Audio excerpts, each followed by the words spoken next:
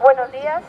En una fecha tan señalada como hoy, que es los 3 años del movimiento 15M, pues tenemos con nosotros a Marcos Roitman. Marcos Roitman es profesor de la Universidad Complutense, ha escrito muchísimos libros, entre ellos algunos relativos concretamente al tema de la democracia y concretamente también escribe continuamente artículos en el periódico La Jornada y en otros diarios hablando justamente sobre el tema de la democracia. Hoy nos va a hablar sobre la democracia en Europa y los planes que vienen desde esa democracia que se ha construido en relación con los recortes. Seguramente también introducirá algunos otros temas y bueno, dejo con vosotras a Marcos. Bueno,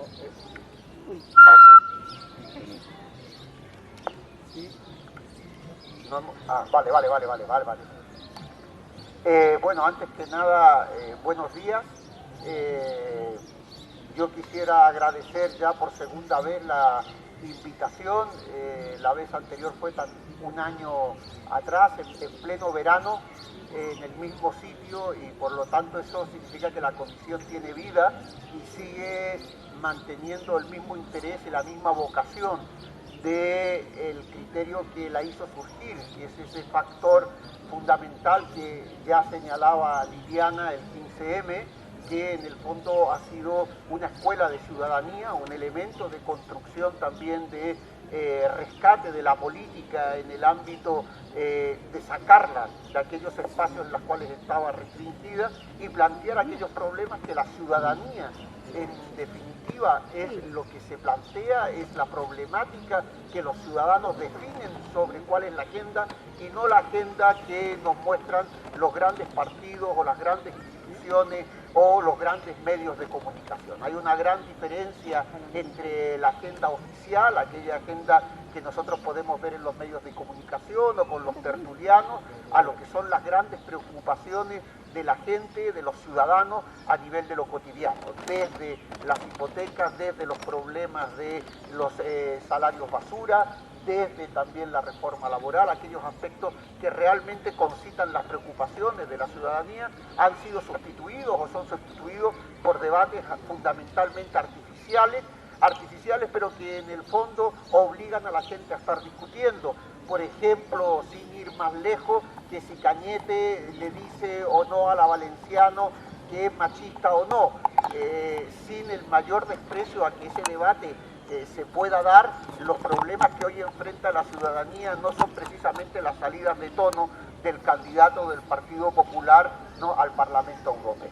Igual pasa con otros debates que se van suscitando mientras se recortan los derechos sociales, mientras se recortan los derechos laborales, mientras también se están recortando todos aquellos derechos que durante décadas y diríamos que durante siglos se han ido conquistando en el ámbito de las luchas sociales, de las luchas de reivindicación, del movimiento sindical, del movimiento obrero, incluso del movimiento de género, de los movimientos étnicos o de los movimientos culturales. Hay un gran retroceso en ese ámbito que viene también expresado en esa lógica. Por lo tanto, yo diría que el hecho de que estemos aquí no es un problema cuantitativo al decir de Simmel, sino que es un problema cualitativo. O sea, el factor también de producción de ese conocimiento alternativo, de esos factores del pensar que nos obligan a la reflexión y al juicio crítico. Y desde ese punto de vista creo que el 15M ha sido un aporte fundamental que ha revitalizado la política y que, por tanto, en ese nivel podríamos decir que es un punto de inflexión en el quehacer de las luchas ciudadanas y por tanto hay que incorporarlo a esa gran historia de las luchas sociales, de los movimientos sociales en España y por qué no decirlo también en el contexto europeo.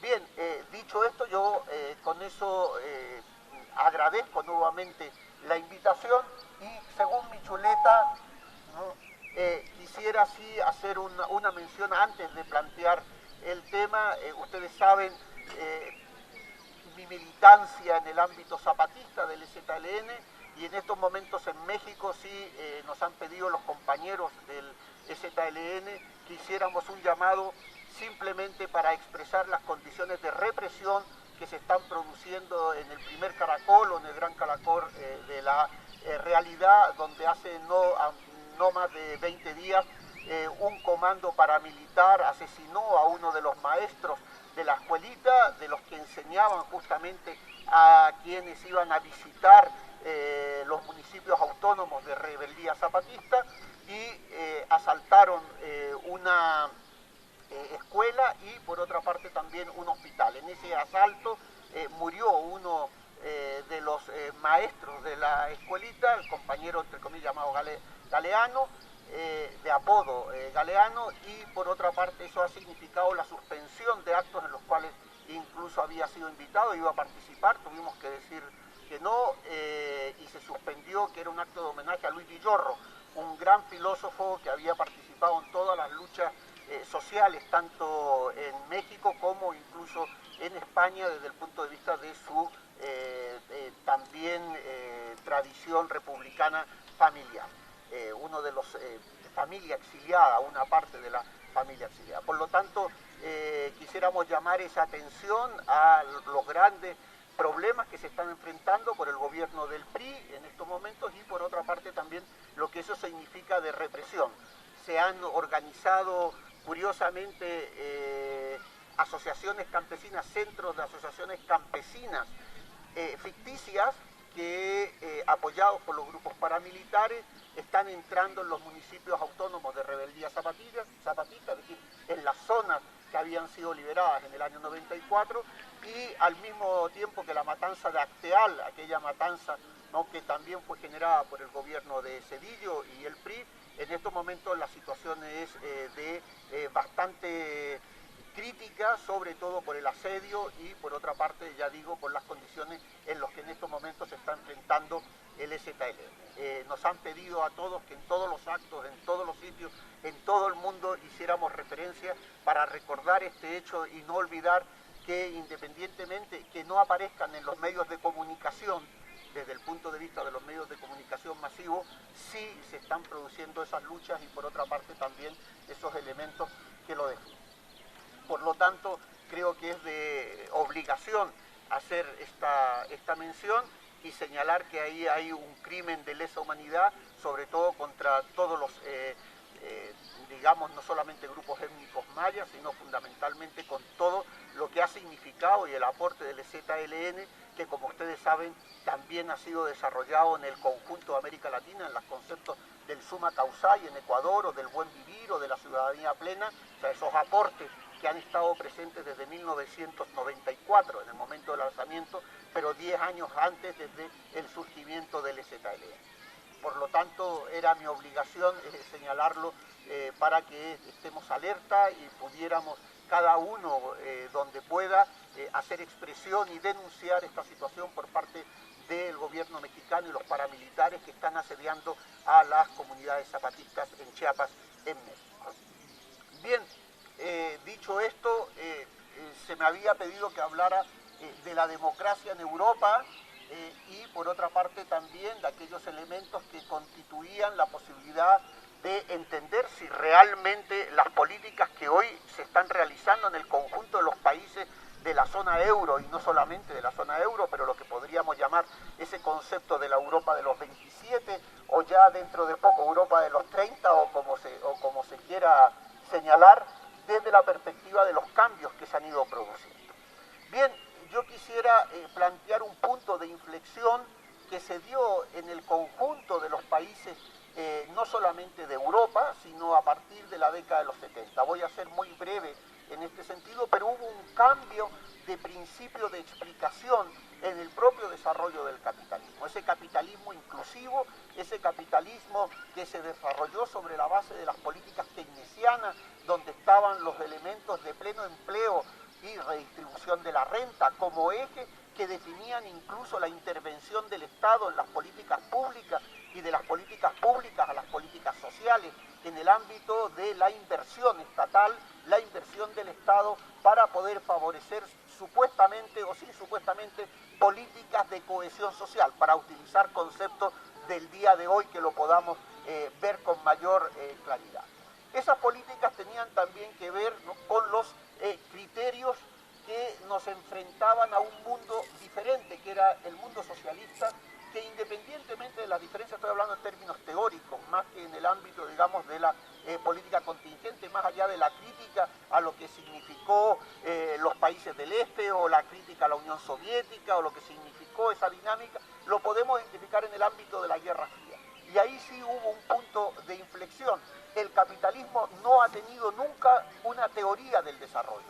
El capitalismo necesitó crear una teoría del desarrollo a partir de la década de los 50 y de la década de los 60, porque sí, el socialismo en términos teóricos y el pensamiento marxiano sí tenía una teoría del desarrollo, la teoría del desarrollo socialista, con mayor o peor explicitación, pero evidentemente había sido un factor que ha estado presente en los debates, desde Marx, pasando por los primeros debates incluso en la Unión Soviética, siguiendo por el gran debate cubano en la década de los 60, había una preocupación por el criterio del desarrollo, como contradicción a la idea de progreso y como contradicción incluso al crecimiento económico. Ese fue un debate que en definitiva fue generando espacios, y el socialismo sí tenía una teoría del desarrollo, pero el capitalismo no. El capitalismo la tuvo que inventar, y la inventó tras la Segunda Guerra Mundial. Ese concepto de Guerra Fría hizo que el capitalismo desarrollara una teoría del crecimiento económico, de las etapas del crecimiento económico, con Rostov fundamentalmente, y en el ámbito del Plan Marshall, que implicaba tres elementos: democracia, seguridad y desarrollo. Los tres factores que explicaron la lógica del Plan Marshall y que después estuvieron en sincronía con todos los cambios de la seguridad de Occidente, desde el punto de vista de favorecer políticas inclusivas para frenar los posibles avances del socialismo. Bien, en la década de los 70 empezó a haber un cierto grado de crisis de este planteamiento en el ámbito de un camino que fue lentamente sembrado. Aquellos que eran marginales en el ámbito de la economía, aquellos que no tenían ningún papel relevante, como Hayek, von Mises, para poner algunos de los creadores del grupo de Montpellier del año 46 tras la Segunda Guerra Mundial, empezaron a copar espacios desde donde plantear que el problema no era única y exclusivamente el socialismo, sino que el problema era el capitalismo de Estado, el concepto que supuestamente dificultaba las posibilidades de que el individuo en su totalidad pudiera, a través de un criterio de fe, es decir, de la mano invisible del mercado, poder realizarse en el ámbito de la sociedad. Bien, ese criterio que en la década de los 50 cualquier escuela de economía o cualquier alumno de economía, incluso en los 60, decía eso en un examen, que el problema era de las leyes invisibles del mercado que generaban fundamentalmente la oferta y la demanda, y a partir de ahí se iba a crear un orden complejo sobre el cual cada uno iba a disfrutar de la libertad, hubiese sido suspendido con un 0. Diríamos que Fuentes Quintana le hubiese puesto un 0, o incluso Rojo le hubiese puesto un 0. Sin embargo, en la década de los 80 eso se convirtió en un paradigma, entre comillas, que fue aceptado por todos, es decir, ese concepto de la economía de mercado como un factor nuevo y deliberante que hacía cambiar la situación de inclusión del capitalismo a las primeras políticas de austeridad. Las políticas de austeridad empiezan en la década de los 70 y empiezan con ese concepto de la crisis fiscal del Estado. El Estado no puede hacer frente a todas las demandas sociales, y al mismo tiempo eso va a generar un problema también de situación de saturación.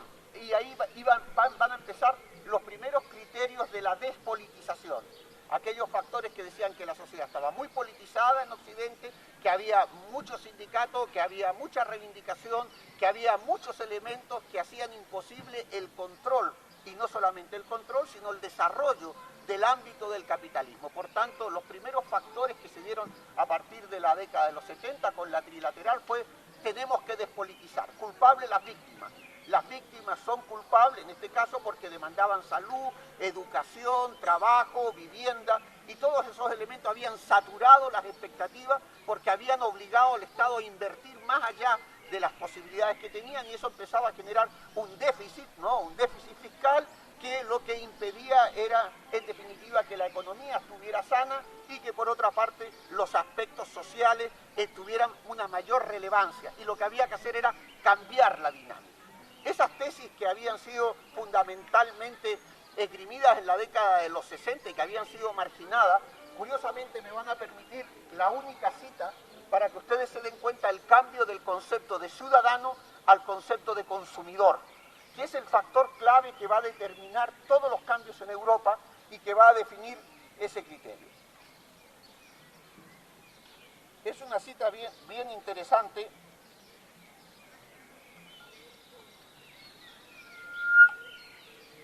Dice: la democracia de mercado se desentiende del verdadero mérito de la íntima santidad de la personal moralidad de la justicia. Prosperan en la palestra mercantil, libre de trabas administrativas, quienes se preocupan y consiguen proporcionar a sus semejantes lo que éstos en cada momento con mayor apremio desean. Los consumidores, por su parte, se atienen exclusivamente a sus necesidades, apetencias y caprichos. Esa es la ley de la democracia capitalista. Los consumidores son soberanos y exigen ser complacidos. Von Mises. O sea, estamos hablando del creador del concepto junto con Hayek en el ámbito de la economía de mercado. No estamos hablando de un socialista, de un rojo, de un marxista, sino que estamos hablando de uno de los padres del neoliberalismo o del liberalismo contemporáneo. Termino, dice: fíjense, los consumidores por su parte se atienden exclusivamente a sus propias necesidades, apetencias y caprichos. Esa es la ley de la democracia capitalista. Los consumidores son soberanos y exigen ser complacidos. O sea, no se trata, por tanto, de una definición política de la democracia, sino de una definición económica de la misma, que lo que hace es corromper el concepto. El concepto de democracia ya no está en la creación de los derechos y de la ciudadanía política, sino que la democracia se encuentra ya en la lógica de la apetencia de consumidores. Y los consumidores exigen ser complacidos. Y por tanto hay que olvidarse de la justicia social, hay que olvidarse de los derechos políticos y de los derechos sociales, porque eso no va con el concepto de democracia capitalista, porque la democracia capitalista, corrompido el concepto, solamente funciona con consumidores. Y los consumidores, por tanto, lo que hacen es eliminar el concepto de ciudadanía. Pero claro, decir esto ya en la década de los 80 implicaba un problema grave. ¿Por qué? Porque en Europa, ya no me refiero a América Latina, hay movimientos sociales, hay movimientos sindicales, hay partidos políticos. Todavía estamos, si ustedes quieren, en la época de fines de la Guerra Fría, pero podemos decir que hay un movimiento obrero organizado. Hay, por tanto, unas luchas reivindicativas que es muy difícil construir una propuesta de este tipo sin al mismo tiempo generar una gran represión y una involución política. ¿Por qué? No es lo mismo empezar un edificio desde abajo, sin nada y con ladrillos que yo voy poniendo, a tener que destruir todo un edificio con sus inquilinos dentro, con toda la comunidad de propietarios dentro, con toda la organización que hay en esa comunidad de vecinos y decir: venga, todos para afuera, destruimos esto y construimos. Se supone que eso va a generar un conflicto social, va a generar elementos de crisis y por tanto lo que hay que ir haciendo es ir lentamente, si ustedes quieren, en lo que Andrés Bilbao, colega que murió hace algún tiempo ya, señalaba el ataque concéntrico a la clase obrera. Primero con los sectores más politizados, con los sectores más fuertemente organizados, donde empiezan, por ejemplo, nosotros tenemos algunos casos desde la década de finales de los 70, es decir, en León, lo tenemos en Asturias, lo tenemos en el País Vasco, que se empieza concéntricamente a los sectores más organizados, a los sectores mineros, a los sectores de la siderurgia, a los sectores de los astilleros, a empezar lentamente a ir, si ustedes quieren, fundamentalmente atacando y por otra parte generando cambios en ese momento en las leyes que se habían dado supuestamente tras la Constitución, como las lógicas de empleo, los elementos que iban condicionando el propio desarrollo sindical, las posibilidades también que estaban ahí presentes. Por tanto, no se pudo hacer de la noche a la mañana, es un factor gradual que lentamente se fue articulando de tal manera que a los sectores más combativos fueron los primeros a atacar. ahí aparecieron la reconversión industrial, más que los expedientes de crisis. O sea, los primeros elementos fue la reconversión industrial para hacerlo competitivo, sobre la base también de ir privatizando, o sea, por una parte, reconversión industrial e inicios de lo que fueron los procesos de privatización. Es cierto que en España se producía un elemento específico, a diferencia de otros países, por lo que era la salida de la dictadura. En definitiva, la muerte biológica del dictador también condicionó determinado tipo de lucha sobre la base de los espacios de democracia que se iban constituyendo al mismo nivel que se estaban dando las otras grandes contrarreformas. O sea, en definitiva, habían elementos contradictorios, incluso diríamos esquizofrénicos, de pasar de ese concepto de la salud universal, ya no solamente a los que estaban afiliados a la seguridad social, o sea, aquellos elementos que constituían un paso adelante, pero por detrás empezaban a privatizar todas aquellas empresas que en definitiva iban a ir pasando lentamente a los grandes empresarios. Y por otra parte también, ¿no?, los elementos que empezaban a desgajar al movimiento obrero sobre la base también, ¿no?, de las políticas sindicales, de los representantes, de las elecciones, o sea, todos aquellos factores que me imagino que ya todos los conocemos y no me voy a detener en ello. Por eso en los años 80, al fin de la Guerra Fría, ya tenemos aquellos factores que significaron la primera gran revolución neoliberal, o sea, la ruptura de la ciudadanía política. Y la ruptura de la ciudadanía política tenía que venir acompañada primero de la despolitización. Despolitizar significaba fundamentalmente la pérdida de la ciudadanía política. La pérdida de la ciudadanía política implicaba transformar el propio concepto de la política, entender la política como gestión, no la política como articulación de ciudadanía, como resolución de problemas, como articulación en las dinámicas de poder en el ámbito de creación de alternativas. Bien, la política pasó a ser gestión, y la gestión requería buenos gestores, y los buenos gestores requerían de tecnócratas. Y los tecnócratas, por tanto, eran aquellos que iniciaban los cambios más allá del factor ideológico. Fue ese proceso de despolitización, de desideologización, que de desideologización tiene relativamente poco, y por otra parte con un cambio de los actores políticos que iban a definir esta nueva situación. En el año 89-91, con la crisis de los países del este, aparece un concepto que les va a permitir, en el ámbito, no aparece un concepto, generan un concepto que les va a permitir desarrollar en Europa y también en Estados Unidos y en otros países, ya en América Latina se venía haciendo después del golpe militar de Chile en el 73, fundamentalmente ya no solo las políticas de austeridad, que también aparecen curiosamente en el año 73-74 en Chile, sino que el criterio de la desregulación como un factor clave acompañado de otro principio que era la reforma del Estado. Había que reformar el Estado en su conjunto para adecuarlo a las nuevas necesidades del mercado que apareció de la noche a la mañana como proceso de globalización. O sea, la globalización unificó el mundo hasta ese momento construido sobre periferias y países dominantes, sobre países dependientes y países hegemónicos, y desarticuló el mismo concepto del imperialismo.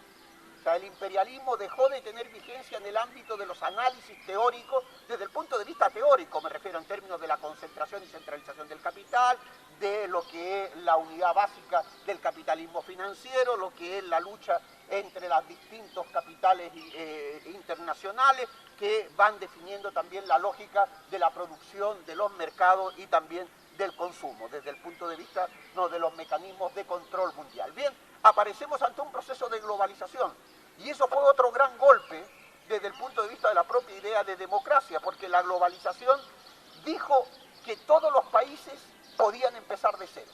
O sea, se acabó la lucha de clases, se acabó el problema de las crisis y los conflictos y aparecemos, ya no hablo del fin de la historia, sino que otro concepto de principio de la historia donde todos partimos desde un mismo punto, que es retomar las tesis de las etapas del crecimiento económico de Rostow. Países en vías de desarrollo, procesos de acumulación y despegue económico, en definitiva una sociedad de consumo de masa, pero articulado en otro contexto. A partir de ahí, por ejemplo, Haití podía ser la Suecia de América Latina. Era cuestión de que se reciclara, era cuestión de que obtuviera buena tecnología era cuestión, en definitiva, de un cambio en el uso tecnológico, era también un cambio en la manera de visualizar el mundo, y de la noche a la mañana Haití se podía convertir en la Suecia de América Latina. ¿Qué decir de Honduras, que podía pasar a ser perfectamente la Francia de América Latina? Era cuestión de reciclarse, de ser competitivos, que en esa competitividad cambiaran planes y programas de estudio, que cambiaran formas de creación del conocimiento, en definitiva, adecuarse a la globalización. Y ese fue un elemento que estuvo en la agenda incluso en la izquierda. La izquierda se dejó enamorar por la globalización y durante mucho tiempo estuvo hablando del proceso de globalización. No se habló de la ideología de la globalización, sino que se habló del proceso de globalización y cómo podemos integrarnos mejor al proceso de globalización. Y eso coincide curiosamente con el inicio de Maastricht, es decir, los elementos de una nueva Europa, los elementos de una Europa unida sobre una idea de una moneda única en el ámbito también de un proceso de la Europa de los consumidores. En definitiva, más que Europa de los consumidores, Europa de los mercaderes. En definitiva, era una manera de entender distinta la construcción de Europa. Y ahí lo que empieza a aparecer es una visión completamente distinta, completamente diferente. Ese concepto de globalización lo que hace es nublar y creer que todos vamos a peregrinar hacia la globalización. Esto es como el mito del eterno retorno. Unos no van a peregrinar a Santiago de Compostela, otros a la Meca, y nosotros como occidentales en el ámbito cultural vamos a peregrinar a la globalización. La globalización era la salvación de todos y por tanto había que adecuarse. Fíjense ustedes que no es extraño lo que está planteando el anuncio publicitario del PP. Nos jugamos el futuro, pero eso fue lo que dijo Felipe González también a finales de los 80. Yo estoy responsabilizado con el futuro. Nosotros decidimos hacia el futuro está diseñado, el futuro está hecho, el futuro no se puede cambiar y lo que tenemos que hacer es gestionar el presente para adecuarnos al futuro. Y para eso tenemos que abandonar viejos eslóganes o viejas tesis que en definitiva es a lo que se le acusaba también a la izquierda en el Parlamento. Ustedes siguen planteando el mismo discurso anquilosado, pero los otros se iban al siglo XVI con Adam Smith, pero en definitiva no decían nada de ese tipo de factores. Por tanto, en la década de los 90, el concepto de austeridad se unió al concepto de globalización, al concepto de la reforma del Estado y al proceso de despolitización. Y eso hizo, en función de ese proceso, el elemento de la desregulación. ¿Y qué significaba la desregulación? Un cambio en la concepción política. Porque el capitalismo siempre había funcionado y funciona en términos de equilibrio de poderes o de órdenes. Digo desde su lógica interna. Por lo tanto, hay un equilibrio entre el orden económico, el orden político, el orden militar, el orden religioso, el orden familiar, si queremos las grandes lógicas de los órdenes que constituyen las estructuras del capitalismo. Bien, eso significaba que el poder político tenía un vínculo, una relación con el poder económico, donde establecía el modelo, más que modelo, el proceso de desarrollo. Cuando en América Latina se hablaba del desarrollismo, se estaba hablando de que había un vínculo entre los empresarios nacionales que desarrollaron ese concepto de sustitución de importaciones, que eran apoyados por las políticas del Estado. El Estado, por ejemplo, hacía inversiones en infraestructura, porque los empresarios no podían invertir porque significaba un coste muy grande de capital y pocas ganancias en el corto plazo. Entonces el Estado construyó las carreteras, construyó las vías férreas, puso las líneas de aviación, desarrolló todos aquellos aspectos que permitieron al empresario ganar dinero sobre la base de esa inversión pública que generalizaba, si ustedes quieren, un acuerdo. Acuerdo en el que también participaban aquellos sectores no reconocidos de la estructura económica, lo que llamamos hoy crimen organizado. O sea, no ha habido nunca en ningún país del mundo, si ustedes ven en la Segunda Guerra Mundial, Estados Unidos tuvo que negociar con la mafia para que en los puertos se pudieran trasladar, ¿no?, después, todo lo que fue el desembarco de Normandía, como también todos aquellos elementos que podían ir desarrollándose en términos, ¿no?, de las armas o el armamento que era necesario transportar. Hubo un acuerdo con la mafia, no solamente un acuerdo implícito, sino explícito. A muchos de los mafiosos los sacaron, ¿no?, porque eran los que controlaban los cabotajes, eran los que controlaban los puertos. Por lo tanto, siempre ha habido una relación entre lo que llamamos esa economía sumergida en un concepto que estoy utilizando de crimen organizado o de la mafia, que evidentemente tenían un vínculo con el poder político y también con el poder económico. Pero eso significaba un equilibrio. El poder de la mafia era colateral, es decir, era marginal y estaban los extramuros, se le permitían las ganancias que se le permitían, pero no participaban en el ámbito político de una manera directa. Ya sabemos lo de Kennedy, o sea, cuando digo explícitamente, ¿no? Todo el mundo habrá visto El Padrino, no hace falta por poner un ejemplo, ¿no? Por lo tanto, también en América Latina y en todos los países ha habido esas relaciones, los vasos comunicantes, pero esos vasos comunicantes estaban regulados por decir, hasta aquí llegas tú, aquí empezamos nosotros y aquí empieza el otro. Y eso daba esa balsa de aceite, esos elementos internos que supuestamente permitían esa democracia representativa que funcionara. Pero con el proceso de desregulación, el tema es que se rompen los acuerdos, se rompe el equilibrio. La desregulación lo que hace es romper el equilibrio entre el poder económico y el poder político. Y el poder político empieza a ceder en aquellos sectores que antes controlaban el proceso de decisiones. Por ejemplo, en el tema financiero, los tipos de intereses, los elementos de control de la banca, los factores que en definitiva hacían que los empresarios o el capital financiero ganara, tuviera vínculos, tuviera todo lo que quisiera, pero tenía unos topes. La desregulación implica el fin de los topes, no hay topes. Y eso implica que si no hay tope, los que antes estaban abajo empiezan a subir, y los que en definitiva controlaban esos topes pierden en definitiva también esa capacidad de control, porque en definitiva la política cambia, ya no es ese factor de la ciudadanía, ya no es la centralidad de la política, sino que en ese proceso de despolitización la política pierde su centralidad, pierde la capacidad de decisión en el ámbito de los proyectos políticos y se aparece como subsidiaria de la gestión económica. Por eso los políticos son tecnócratas, son gestores. El caso de Italia, por ejemplo, tres últimos presidentes que no han sido elegidos por la gente, sino por la Troika, por el Banco Mundial, no por la Unión Europea, que en definitiva son puestos ahí por un criterio de gestión tecnocrática. Y evidentemente eso cambia absolutamente los elementos. Por eso ese proceso de despolitización, esos factores que fueron generando las políticas de autoridad con las políticas de desregulación, lo que hicieron cambiar en definitiva fue el propio proceso de decisión política. Las decisiones políticas ya no estaban en el ámbito de los parlamentos e incluso de los partidos políticos, sino que los partidos políticos empezaron a ser correas de transmisión de los intereses económicos. Antes no quiere decir que no lo fueran, por eso en esto hay que tener cuidado en las explicaciones que uno da en el corto espacio de tiempo, que es toda una charla, sino en términos de entender que antes existían esos vínculos, pero cambia el proceso de desarrollo. O sea, todos los procesos de desarrollo implican vínculos entre el capital hegemónico, la burguesía dominante, los sectores de las clases y de las clases dominantes que efectivamente van construyendo su lógica y su camino. Por eso en América Latina también esas burguesías nacionalistas fueron supuestamente desbancadas por las nuevas burguesías neoliberales o oligarquías neoliberales que en el fondo también tenían otra condición, la desnacionalización.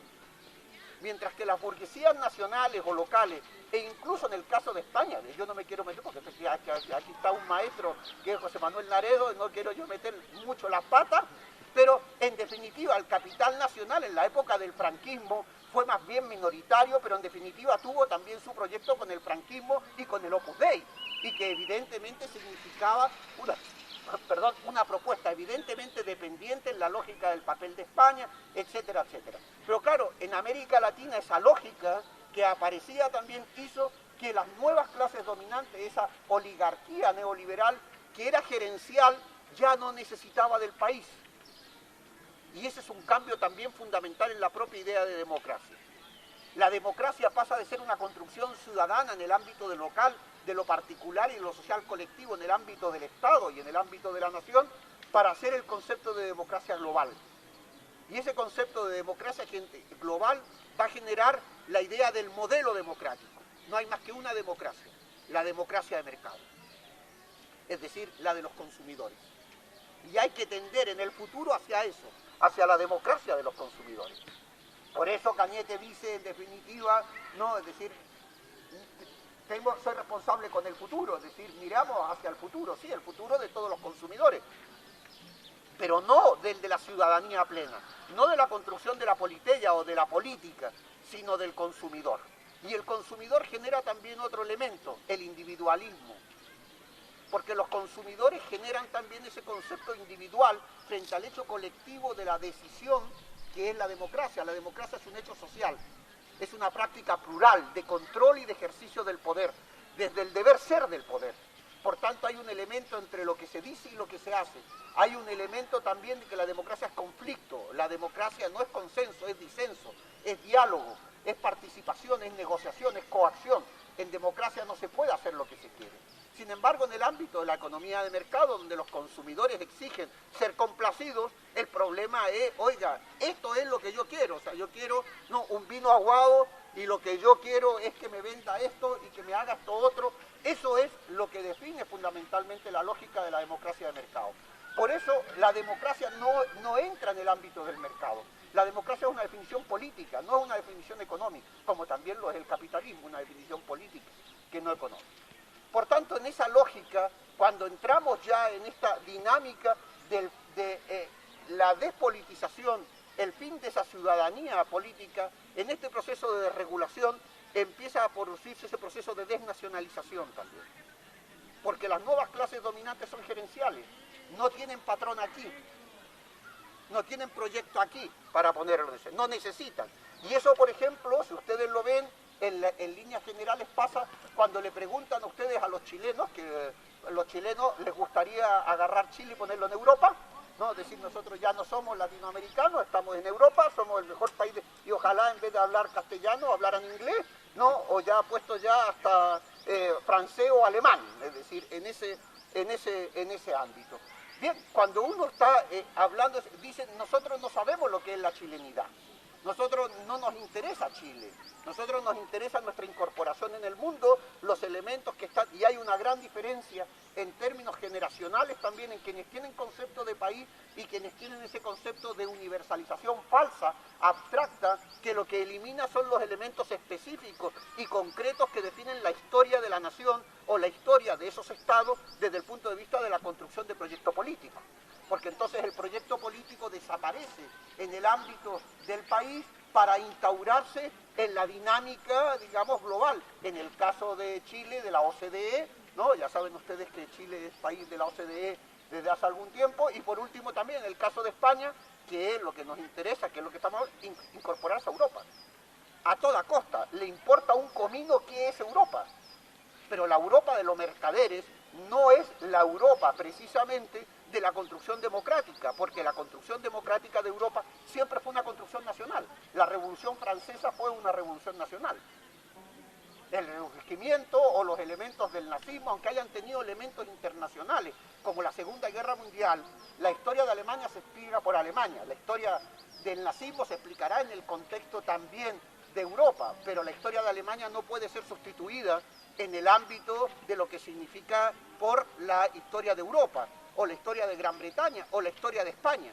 Cuando se quiere eliminar la historia, cuando se quieren eliminar los elementos de configuración de la ciudadanía, es cuando lo que estamos es en un proceso de desdemocratización. O sea, no estamos asistiendo a más democracia, sino a menos democracia en el ámbito que el capitalismo no necesita de la democracia. Capitalismo, para el capitalismo, democracia y capitalismo no van juntos. Y como democracia y capitalismo no van juntos, tienen que crear un sucedáneo, la democracia de mercado. Pero crear el concepto de democracia de mercado le implica al mismo tiempo tener que cambiar el concepto de ciudadano por el de consumidor. Entonces consumimos democracia. Y ese consumo de la democracia tiene que ver con los elementos del mercado. El mercado nos da la democracia. Pasa exactamente igual que con el trabajo. El trabajo y la democracia, se nos decían, eran los elementos que definían la dignidad humana, el concepto que nos hacían a nosotros participar. Es más, las viejas películas norteamericanas, cuando uno las veía, decían, yo opino porque pago impuestos. Bien, hay países que justamente el 60 o el 70% de la gente no llega a pagar impuestos. Sí, se los retiran por el IVA, no estoy hablando, sino el otro tipo de impuestos, porque no tienen al mínimo. Esos no son ciudadanos. Recuerden ustedes ese concepto de yo protesto porque pago mis impuestos. Bien, ahora ese concepto que era tradicional en el ámbito también del trabajo, es que el trabajo no forma parte de la condición humana, sino que está en el mercado. Y es distinto que el trabajo forme parte de la condición humana a que el trabajo esté en el mercado. Porque aparece lo que dice Bert, no haga usted carreras vocacionales, sino haga carreras en torno de la empleabilidad. O sea, usted tiene que decidir no vocacionalmente, no por el conocimiento, no por sus intereses en el ámbito de persona, en el ámbito de su realización desde el punto de vista de su dinámica, sino en donde va a conseguir empleo o no. O sea, si usted no da para médico, pero lo que se estudia es medicina, venga. Y si no, informático. Y si no, pues taxista. O sea, y si no, lo que sea. En definitiva, es un cambio. O sea, el mercado decide. Con lo cual hay un desgaje de la condición humana. Porque a nosotros nos habían enseñado, sobre todo en términos generacionales, que el trabajo formaba parte de esa condición, el esfuerzo. Y eso costó siglos. El capitalismo tuvo que utilizar siglos para hacer creer que los que trabajaban no eran porque no tenían, sino porque era parte de la condición humana. No es la época del feudalismo, la esclavitud, donde trabajaban los necios, donde trabajaban los que no tenían, aquellos no, que supuestamente no pertenecían a ese orden, sino que el trabajo nos hacía iguales en el ámbito también de la producción, en el ámbito de las dinámicas de construcción de la ciudadanía. Cuando el trabajo se pone en el mercado, cambia absolutamente el concepto del ciudadano, el concepto de la política y el concepto también del propio mercado. El mercado, desde ese punto de vista, no solamente se convierte en una realidad, sino que se naturaliza. El mercado aparece como un elemento natural. Todos somos en el mercado. Entonces es el mercado el que crea, el que distribuye, el que genera el orden, el que define. Por eso la democracia va a salir del mercado. Ya no sale del hecho de la construcción política, sale del mercado. Y a partir de ahí, pues claro, nos empezamos a encontrar con que todas las reformas laborales en Alemania, traje aquí algunos, me he ido acercando para acá, voy a citarles algunos datos de la OCDE.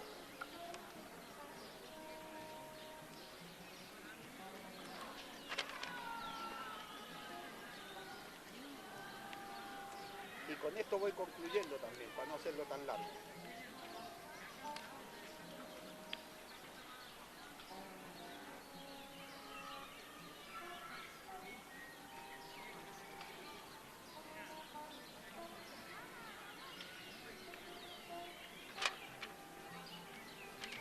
Fíjense ustedes, hay un texto que se llama, que es de dos economistas y políticos también norteamericanos, David Stockler y Sanjay Basu, algunos lo pueden haber leído, se llama El coste humano de las políticas de recorte. Ellos plantean estrictamente en el caso de Grecia, después voy a citar otro libro más, dice, la austeridad no ha dado resultado. Tanto el ejecutivo de Zapatero como el de Rajoy manifestaron que el principal objetivo de las medidas de austeridad era reducir la deuda y con ello incrementar el crecimiento económico. Pero en vez de disminuir, la deuda de España pasó del 37% del PIB en 2007 hasta el 85% en marzo de 2013 y el gobierno prevé que seguirá creciendo hasta el 91,4% a finales del año 2014. O sea, estamos hablando que las políticas de austeridad aplicadas en ese concepto tienen otra lógica distinta. O sea, no se trata de readecuar o redefinir en el ámbito de más ciudadanía, de más democracia, sino en el ámbito de otra élite política y otra élite económica que definen hacia dónde va Europa y cuáles son las características. Entonces meten el concepto de austeridad en el ámbito de la despolitización y por otra parte también de la desregulación, para plantearnos que el mercado necesita eso para poder retomar aquellos elementos del despegue económico. Pero resulta que todas las políticas que están haciendo, en vez de tender hacia sus objetivos, tienden al otro objetivo, es decir, a más fracaso. Sin embargo, ustedes tienen que la Troika dijo que las políticas en Grecia y que en España y que incluso en Portugal habían fracasado, pero que habían que tomarlas, porque el objetivo de esas políticas es cambiar la lógica del poder político en el ámbito de una nueva dimensión estratégica de lo que es la reconstrucción de un proceso oligárquico del poder político donde la democracia no existe, es decir, estamos asistiendo a un proceso cada vez más totalitario, donde la democracia política ha dejado de ser un factor de ciudadanía. ¿Por qué? Porque la ciudadanía también ha dejado de ser un factor de construcción política en el ámbito de lo que hoy llamaríamos la cohesión social. Pero miren, voy a seguir señalando las políticas que tienen en el ámbito de Alemania, porque esto significan también políticas de empleo. O sea, cuando hablábamos del trabajo y ese elemento de que el trabajo ya no forma parte de la dignidad humana, es evidente que si el trabajo está en el mercado y no forma parte de la dignidad humana, puede surgir, entre otras cosas, ¿qué cosas? El trabajo basura. Si el trabajo constituía la posibilidad de que usted ganara un sueldo digno, de que usted ganara un sueldo para poder vivir, para poder solventar aquellos elementos mínimos que hacen al concepto de dignidad humana, ese concepto de desplegar las facultades. O sea, uno dice, yo gano un sueldo, con el sueldo tengo que pagar educación, casa, comida, tengo que pagar electricidad, todos aquellos, el transporte. En definitiva, el sueldo tiene que ver con las posibilidades de poder vivir bien, simplemente vivir bien. Ese era el criterio sobre el cual aparecen los sueldos y salarios. En un momento específico, digamos, sí, históricamente cambian mucho, pero para ponerlo, digamos, en ese ámbito. Fíjense ustedes, en el caso de Alemania, en un texto que se llama La Quinta Alemania, un modelo hacia el fracaso europeo, señalan los autores.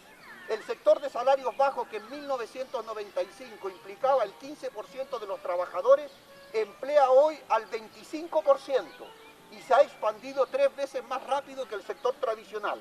El 42% de ex empleados del sector tradicional que han perdido su trabajo encuentran empleo en los sectores de salarios bajos. Solo un 15% de los parados de larga duración fueron contratados en 2011 en el sector tradicional. 8 millones de empleados a tiempo parcial con contrato limitado, los mini-jobs. Y eso es Alemania.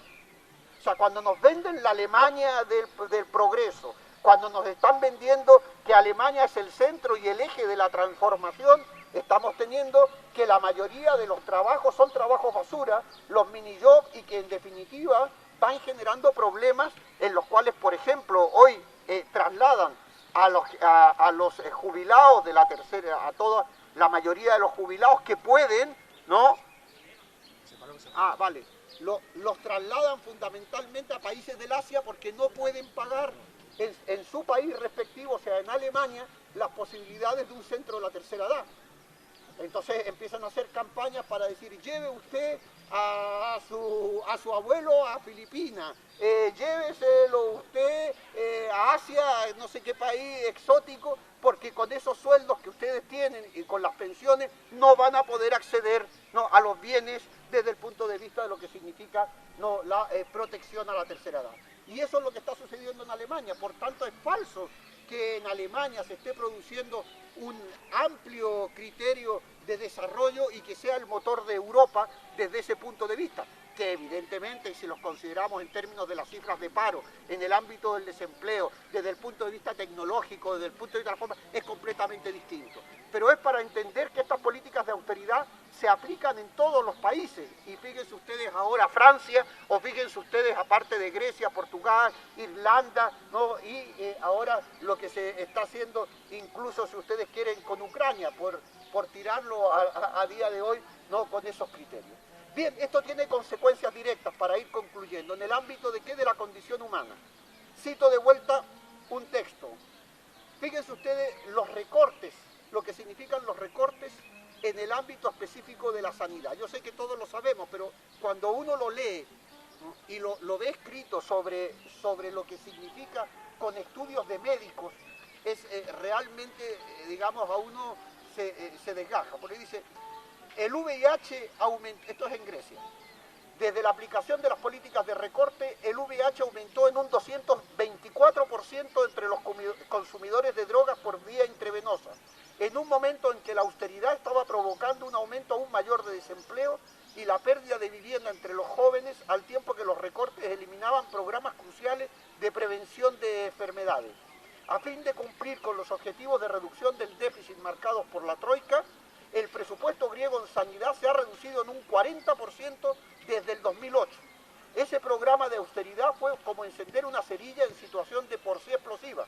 que incrementó el índice de desempleo entre los jóvenes hasta el 50% y el índice de personas sin hogar en más de un 25%. A medida que crecía el consumo de heroína y que se recortaban los programas de prevención con las drogas, los nuevos casos de infección por VIH aumentaron en más del 200% debido al consumo. Como consecuencia del recorte de programas, mire, y esto es importante, como consecuencia del recorte de programas de fumigación contra los mosquitos. O sea, elementos que uno dice, da igual, bien, recorte, VIH. No, estamos hablando de recorte en elementos que constituían parte de lo que es el aspecto de lo cotidiano de nuestra salud pública. O sea, de los elementos que nos hacían no ser supuestamente enfermos, sino ser una sociedad sana. Fíjense, dice, como consecuencia de los recortes de los programas de fumigación contra los mosquitos, Grecia sufrió su primera epidemia de malaria en muchas décadas. Además, en ese país la austeridad ha eliminado 35.000 puestos de médicos. O sea, no es solamente que la austeridad mata en el ámbito de la reducción de las políticas de la sanidad pública, sino que en Grecia se han reducido 35.000 puestos de médicos y personal de enfermería. Y se ha informado del agotamiento de las existencias de más de 200 medicamentos debido a la reducción de presupuestos farmacéuticos. También se ha producido un 50% del aumento del número de personas que no pueden acceder a la atención médica, puesto que algunos ciudadanos griegos se quedaron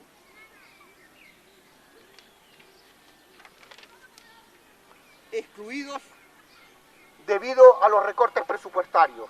La mortalidad infantil en Grecia ha aumentado en más del 40%. Bien, todos estos elementos van constituyendo que hay una contradicción. Pérdida de derechos políticos, pérdida de derechos ciudadanos, proceso de involución política, rearticulación de las clases dominantes en el ámbito de lo que es el poder transnacional y un nuevo acuerdo con ese crimen organizado que empieza a controlar también el desarrollo político. Ese es el cambio, también, o uno de los cambios, no el único. Es decir, el crimen organizado en estos momentos construye, articula y define propuestas políticas. No solamente porque financia candidatos, que eso ya lo hacía. Por eso digo, eso no es novedoso. Financió a Kennedy en su momento, en Grecia han financiado, si ustedes quieren, en América Latina y en México, en Costa Rica, en la mayoría de los países el crimen organizado, y no hablo de crimen organizado, aquí Liliana usa concepto más amplio que el narcotráfico, o sea, en el ámbito de lo que implica el juego, los casinos, la prostitución, o sea, todos aquellos factores que no están en la lógica de la estructura económica, es decir, no forman parte de las estadísticas que hacen referencia a la creación del Producto Interno Bruto, pero que en definitiva generan riqueza que después se distribuye en ese ámbito. Por lo tanto, ahí hay un punto de referencia que es importante. Por último, para no hacerlo más largo, podríamos decir que Europa está asistiendo a un proceso de no solamente de oligarquización del poder político, sino de pérdida absoluta de la propia lógica democrática.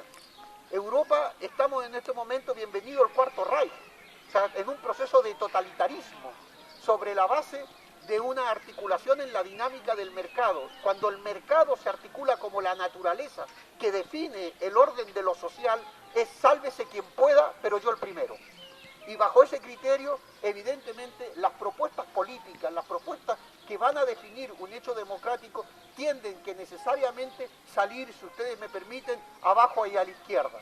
No es posible articular políticas donde se está planteando mucho más Europa, pero aceptando las políticas de austeridad o diciendo que, en fin, el euro puede significar un punto de inflexión si lo articulamos de una manera o de otra. El camino es difícil, pero en ese camino difícil de la transformación, el hecho de la defensa de la democracia solamente se puede dar en el ámbito político, porque el capitalismo es un hecho político y porque la defensa de la democracia implica también la lucha por el socialismo, la lucha contra la injusticia social y la lucha también contra la explotación. El capitalismo es un orden sobre todo de explotación, y explotación y democracia no van juntos. Por eso, en definitiva, estas políticas tienden simplemente a ese concepto de sálvese el que pueda, el mundo se va a acabar, pero en definitiva yo, como no lo voy a ver dentro de 60 años y me voy a morir, voy a disfrutar hoy al máximo, no, en el ámbito del nihilismo, en el ámbito de la despreocupación o en el ámbito de la despolitización. Hoy estamos ante la segunda revolución neoliberal. La primera fue la reforma del Estado, las políticas de austeridad, los elementos que definieron la desregulación. Hoy la segunda gran revolución neoliberal son los megaproyectos, aquellos elementos que construyen la definición de un nuevo proyecto de crecimiento económico, un nuevo factor de poder en el ámbito económico que define la segunda gran estrategia del neoliberalismo, los megaproyectos.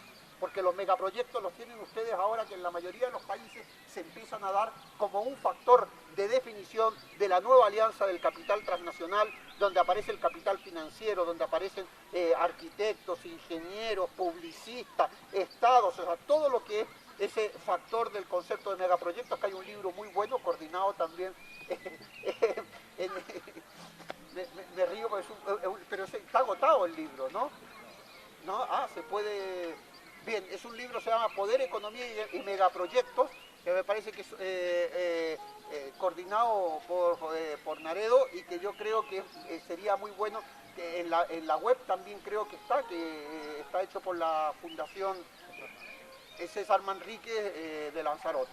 Bien, con esto quisiera concluir y pensar que esa segunda gran revolución neoliberal implica también ese proceso de totalitarismo, de mayor despolitización y de negación de la democracia política para poder entender esa economía de mercado donde la Europa de los mercaderes efectivamente va a triunfar si nosotros no hacemos nada para que ello suceda. Muchas gracias.